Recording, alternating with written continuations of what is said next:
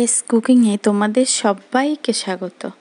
আজ তোমাদেরকে বানিয়ে দেখাবো একটা পুঁই পাতার রেসিপি।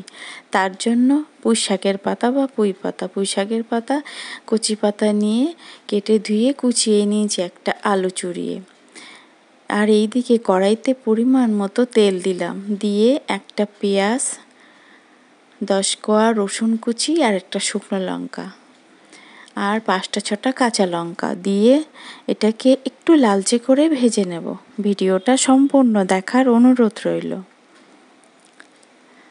ভালো লাগলে অবশ্যই বাড়িতে এইভাবে তোমরা বানিয়ে দেখো। এই দিয়েই পুরো এক থালা ভাত উঠে যাবে, আর কিচ্ছু লাগবে না, এত টেস্টি হয়। লালচে করে ভাজা হয়ে গেছে, এবার পুঁই পাতাগুলো দিয়ে দেব, দিয়ে পরিমাণ মতো দেব লবণ।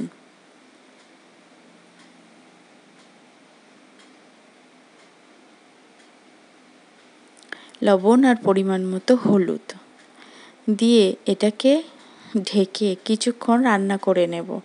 দেখো ঢাকনা খুলে একটু জল বেরিয়েছে, এই জলেই সিদ্ধ হয়ে যাবে। আবার একটু ঢেকে রান্না করব।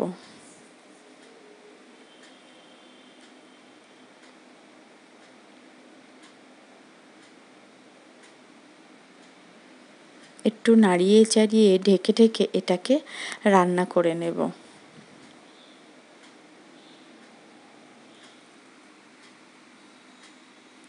এবার আলুটা সিদ্ধ হয়ে এসছে, এইবার এই কড়াইতে এটা একটু সরিয়ে নেব, নিয়ে একটু ফাঁক করে সেই জায়গায় একটু তেল দেব, তেল দিয়ে একটা ডিম ফাটিয়ে দেব। ফাটিয়ে দিয়ে ডিমটাকে খুন্তির সাহায্যে ছোট ছোট করে কুচি করে কেটে নেব ভুজিয়ার আকারে।